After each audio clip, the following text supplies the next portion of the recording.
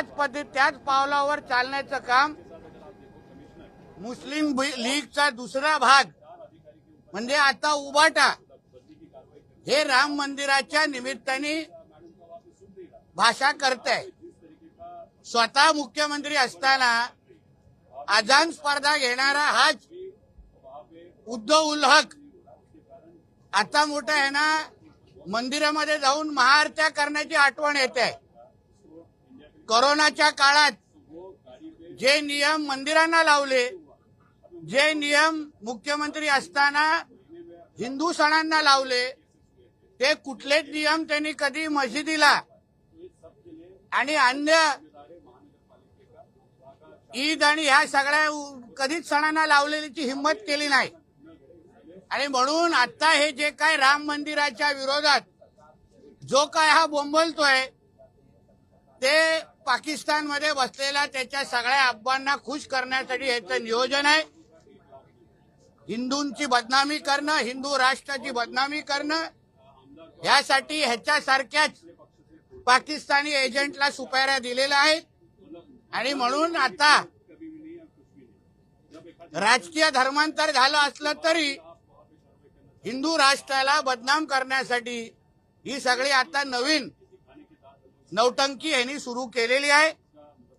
पण कुठल्याही मंदिरात पाऊल टाकल्यानंतर पण कितीही महाआरत्या या उद्धव उल हकनी करत असला तरी आमचे कुठलेही देव ह्याला काय पावणार नाही। खरं म्हटलं तर ह्यांनी ज्या ज्या मंदिरामध्ये हा पाऊल टाकेल तिथे गौमूत्राने शिंपडून ते शुद्ध करायला पाहिजे। आणि म्हणून अशा पद्धतीच्या भारताविरोधात, हिंदू राष्ट्राच्या विरोधात हे जे काही पाकिस्तानी एजंट यांच्यासारखे वळवत आहेत, त्यांना वेळेत गप्प करण्याची भूमिका आपल्या सगळ्यांची, हिंदू समाजाची असलीच पाहिजे। हे भगवानच्या नावाने येणारे जिहादी आहेत, जिहादी।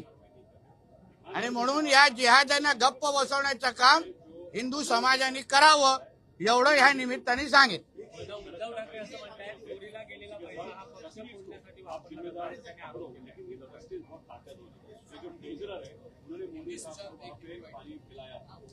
नाही, काही करणं अगोदर मला हे जरा सांगा, हे काय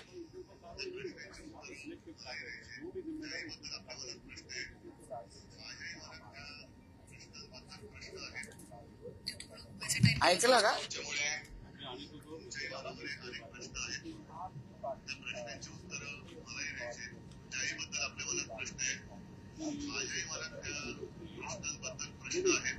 किती प्रश्न आहेत बघ याच्याकडे।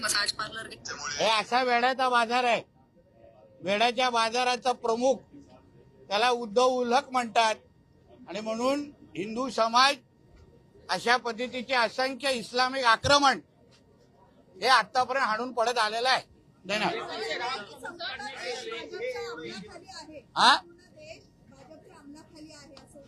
अहो, संपूर्ण आमच्या हिंदू राष्ट्राने नरेंद्र मोदीजींच्या एनडीए सरकारला 3दा निवडून दिलं, 14ला तर ह्यांना पण निवडून दिलेलं उद्धवजींच्या बरोबर। म्हणून हे आता काय भारतीय जनता पक्षाच्या विरोधात बोलतात। उद्धवजींच्याच खासदारांना नरेंद्र मोदीजींच्या नेतृत्वात तेव्हा 14ला निवडून, तेव्हा ह्यांना या सगळ्या गोष्टी वाटल्या नाहीत, तेव्हा हे लोक फटाके फोडायचे तेव्हा।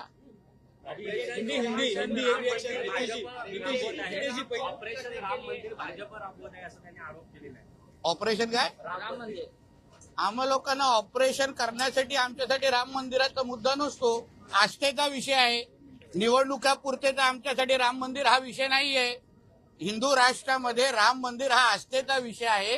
म्हणून अशा पद्धतीच्या राम मंदिराची बदनामी, हिंदू समाजाची बदनामी, म्हणून मी बोललो ना, हा पाकिस्तानच्या एजंटची भाषा करतो। कुठलाही अतिरेकीची जी भाषा असते त्याची आणि उद्धव ठाकरेच्या भाषेमध्ये काहीच फरक नाही।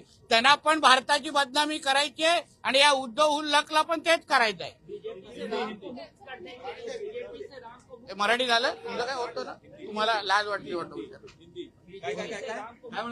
तुम्हाला लाज वाटली वाटते विचारायला, तुम्ही विचारत होता म्हणून गप्प बसला।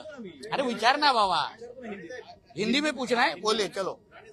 बीजेपी से राम को मुक्त करने बोले? के लिए राम रक्षा यात्रा। उद्धव ठाकरे ने बोला है कि जिस तरीके का ऑपरेशन राम जो है उसके अमल में है शिवसेना और बीजेपी, तो राम मंदिर के चढ़ावे की चोरी के खिलाफ वो अब आंदोलन कर रहे हैं। बहुत हनुमान जल्द चालीसा पढ़ेंगे, राम रक्षा पढ़ेंगे। ऐसा है, इस जैसे पाकिस्तान एजेंट को अभी इनको राम मंदिर याद आया, कभी इनको जब खुद मुख्यमंत्री थे तभी आजान का स्पर्धा लेने वाला यही उद्धव ठाकरे थे, तभी कोई हमारा मंदिर याद नहीं आया, हमारे कोई भगवान याद नहीं आए। पर अभी इन लोग को इस तरीके की भाषा करना है, क्योंकि जो पाकिस्तान को, जो हिंदू राष्ट्र को बदनाम करने की भाषा जो पाकिस्तान करता है, वही अभी ये उद्धव ठाकरे बोलने की शुरुआत कर दिया है। बीजेपी मुक्त राम की संकल्पना आलोचना की कि वो हिंदुओं के खिलाफ, हिंदू राष्ट्र के खिलाफ उद्धव उल्लाह कैसा होगा, क्योंकि उद्धव उल्लाह की है। आप कोई भी पाकिस्तान पार्लियामेंट की भाषण स्पीचेस देखिए, कोई भी टेररिस्ट की भाषा देखिए, उसमें और उद्धव ठाकरे में ज्यादा फर्क नहीं है। उनको भी हमारे भारत देश, हमारे हिंदू राष्ट्रों को बदनाम ही करना है, और इसको भी हमारे मंदिरों को बदनाम करना है, हमारे धर्मों को बदनाम करना है, और पाकिस्तान में बैठे हुए अपने अब्बा को खुश करना है। तो इसलिए जब भी राम मंदिर का निर्माण हुआ तभी ये किधर भी दिखे नहीं, और राम मंदिर का आंदोलन और उद्धव ठाकरे का कुछ संबंध नहीं।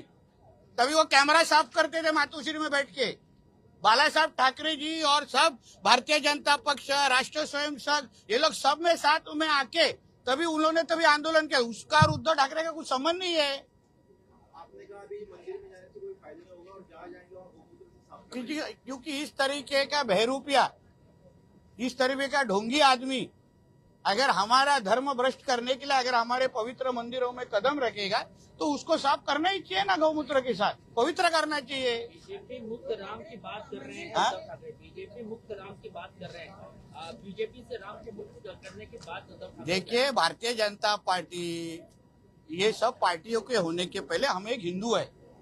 हमारे दिल से राम कैसा निकालेंगे? हमारे भगवान है। हम क्या हमेशा भारतीय जनता पक्ष पार्टी, शिवसेना, कांग्रेस करके हम लोग जीते नहीं, हम एक हिंदू करके भी जीते हैं। तो हमारे दिल से कैसा राम निकालेंगे? जैसे उनके दिल से अल्लाह निकाल पाएंगे क्या? अभी सेम है।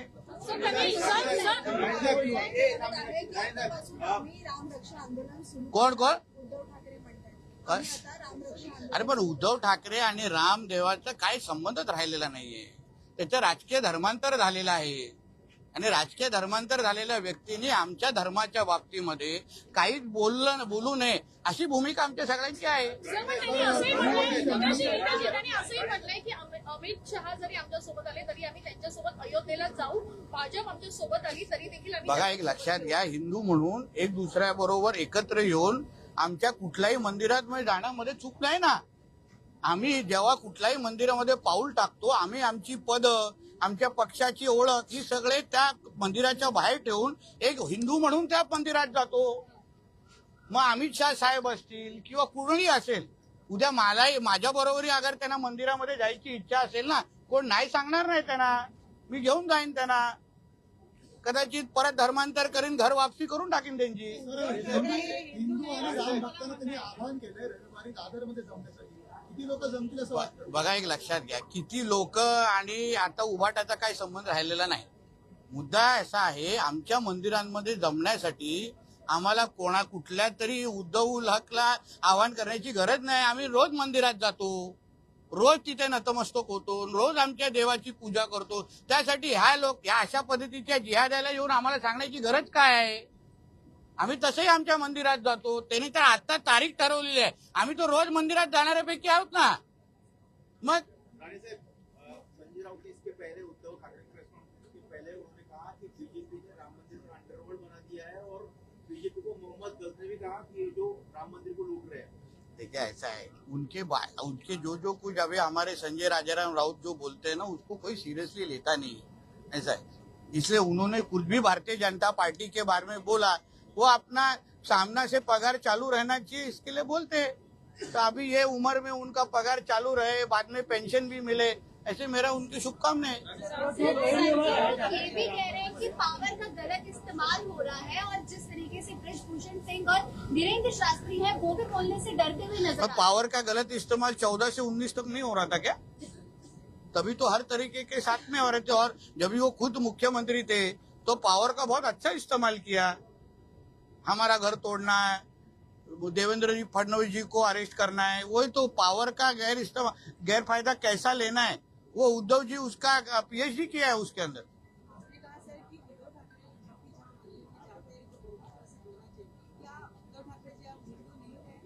वो तो उनके हरकतों से ही लग रहा है ना। जो उन्होंने मुख्यमंत्री बनने के बाद जिस तरह के हमारे पालघर के साधुओं के साथ क्या किया, यही तभी मुख्यमंत्री थे ना। तभी अन्य धर्मों को, अन्य उनके फेस्टिवल को अलग न्याय और हमारे सब फेस्टिवल्स को अलग न्याय, यही करने वाले उद्धव ठाकरे ही थे। तभी उनको हिंदू बनने का याद नहीं आया। अजान स्पर्धा ऑर्गेनाइज करते उनको याद नहीं आया तभी हिंदू। अभी बराबर जब पूरा उनको राम मंदिर की याद आई है। कभी इतने सालों में राम मंदिर बनने के बाद कभी गए क्या मंदिर में आशीर्वाद लेने के लिए? फिर अभी जा रहे। नहीं, मंदिर में जाने को किसी को पाबंदी नहीं है, हर कोई मंदिर में जा सकता है। मंदिरों में और मस्जिद में फरक है मॅडम। चला आता संपवायला पाहिजे।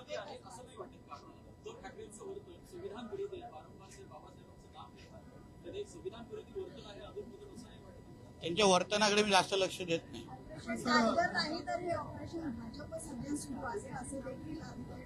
असं आहे ना, त्यांनी स्वतः 19ला ऑपरेशन भाजप, ऑपरेशन आमच्या देवेंद्र फडणवीसजींना मागे लागले। आता त्यांना मराठी पंतप्रधान पाहिजे। मग 2019ला काय पाकिस्तानचा मुख्यमंत्री बसत होता काय महाराष्ट्रामध्ये?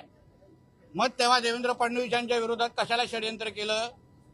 मग कशाला वडिलांना तेव्हा बसवायला बघितलं? मग तेव्हा काय वेगळा कोणती पाकिस्तानवरून आम्ही माणूस आणून मुख्यमंत्री बसवत होतो काय महाराष्ट्राचा? चला, धन्यवाद।